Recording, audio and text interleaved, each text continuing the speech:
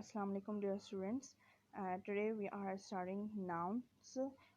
It's the first part of speech, and in this lecture we will discuss the new definition of noun, and I will also tell you the old definition. The old definition we all have learned in our school life or at any other place, and after that we will discuss different types of noun. So let's start with the definition.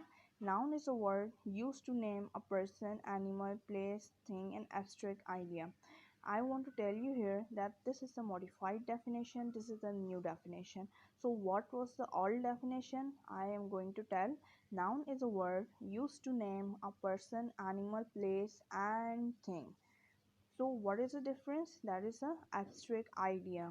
So it was on dispute that abstract noun is not a part of the noun, but after that disputes it is now clearly mentioned that abstract noun is also the part of the noun. So what is the abstract noun or what is the abstract idea?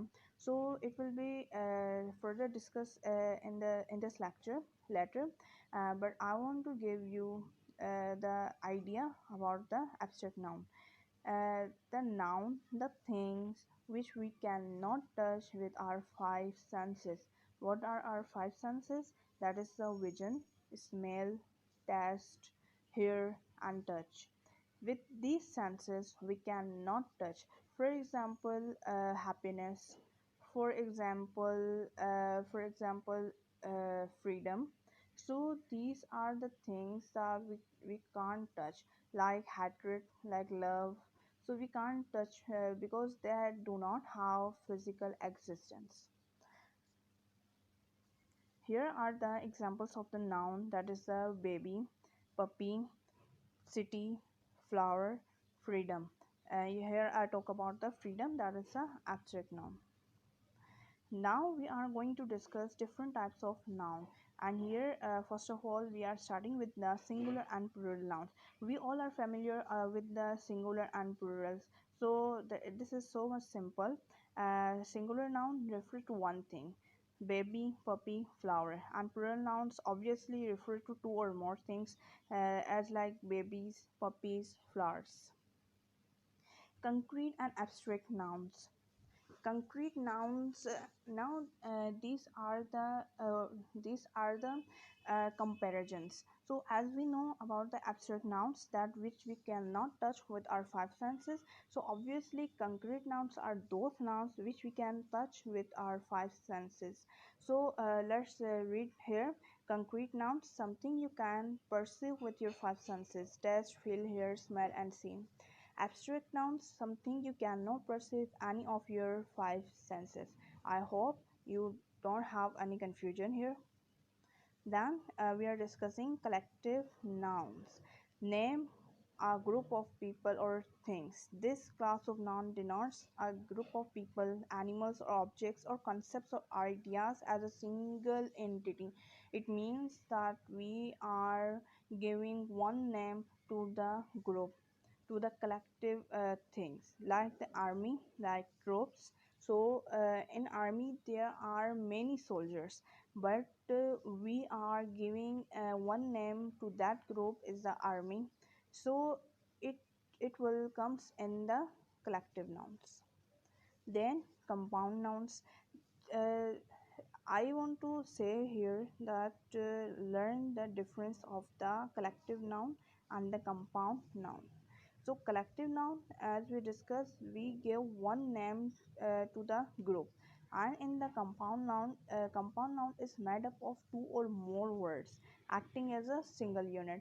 For example, we can use a separate word, that is a coffee table, means on which we can put the coffee, cup of coffee, and then hyphenated words. All hyphenated words are the compound nouns, like editor-in-chief, like mother-in-law, sister-in-law, father-in-law. These all are the compound nouns. Combined words are also the compound nouns, that is the battlefield. Take another example, grasshopper, grass and hopper. These are the two words and we are combining them, so it becomes a compound noun. So I hope it is clear that it is clear that there is a difference between the compound noun and the collective noun. After that, common noun and proper noun, it's a very simple. A common noun name anything of the nouns, means person, animal, place, thing, idea, but that is a common. And the proper noun names a specific person. We specify the things. Either we are specifying person, animal, place, or thing, or idea. So whatever we are specifying, whatever we are pointing out, so that is the proper noun. For example, take the example of the person, that is the Angela. Example of the animal, dog or doggy. Place, Cebu. And thing is a Mongol. It's a brand of the pencil. Count and non-count nouns. Now, count nouns that can count. And other indication I want to tell you here, that which can be converted into plural form as well. But non-count nouns are those nouns which we can't count, and they do not have the plural form. For example, in the count nouns, we are taking the example of pencil. So we can count them, pencil, one pencil, two pencil, three pencil, and they can be converted into the plural form, that is the pencils. On the other hand, non-count nouns are those words that cannot be converted into the plural form. That is the bread, cheese, ice cream, yogurt. They cannot, be converted into the plural form. Then it's the possessive noun. Possessive noun is also the simple, and here we will learn three rules of the possessive noun. So possessive noun shows the possession or ownership of anything. Rule number one: making singular noun possessive, means with the singular noun we will make the possessive word. Add an apostrophe. We all know that we use apostrophe. Let's take the example, singular noun, kitten's joy, kitten's toy. So after the kitten there is a apostrophe and s. Here we are showing the possession, that this toy is belong to the kitten. Joe's car. So we are telling about the possession of the car. We are telling about the ownership of the car, that the owner of this car is the Joe. So that is why we are putting here apostrophe and then s, which are showing the ownership and the possession. In the plural form that are not ending with the s, for example, woman, we cannot make the plural of the woman, women's. We make the woman, as like children. So these are the plural without the s. So we will use the apostrophe and then s. It will show the possession, like women's dress. Women's dresses, means these dresses belong to the women's. Sheep's pasture, children's toy, this toy belongs to the children. Number two rule: making plural nouns possessive.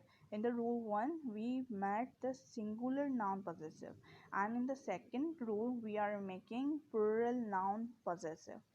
Add an apostrophe only to plural nouns that already end in s, means that that the word which are already converted in the plural, and now we want to make the possession, we want to put the s. So how we will put? So this rule clearly telling that never put s, just put the apostrophe, and after that write the word that you want to in the possession. Companies, workers. So companies, worker, if we remove a apostrophe here, the companies, workers, so there is a no sense. But if we put the apostrophe, so it clearly giving the sense that these are the workers, having these are the workers of that company. Horses stalls, means these stalls have the possession, these stalls belong to the horses. So horses is already in the plural form, so we cannot put another as with apostrophe, so we simply put the apostrophe with the plural noun. Rule number three: Making hyphenated nouns and compound nouns plurals means the word here the in example mother-in-law. So we want to make the possessive, we want to make the possession. So what we will do, mother's in-law, mother-in-law, or mother-in-laws. So the third one is the correct form, that mother-in-laws. When we are using the hyphenated word and we want to make the possession, so we will put apostrophe in s with the last word we will put the apostrophe in as, like in the mother-in-law. So my mother-in-law's recipe for meatloaf is my husband's favorite. So it's a rule number 3 with the hyphenated nouns and compound nouns. And if you want to put the if you want to make the possession with the compound noun, so it's a combination of two words. So with the second word you will put the apostrophe and then s. These are the three rules we have learned with the possessive noun.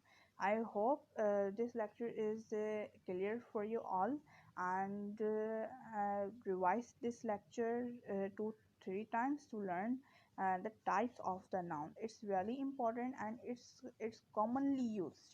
It's commonly used wherever you go. If you're giving any entry test, if you are teaching anywhere, if you are going to for the interview or any test. So these are the things which commonly test. So improve yourself, learn these things with the practice, and if you have any confusion you can ask. Thank you.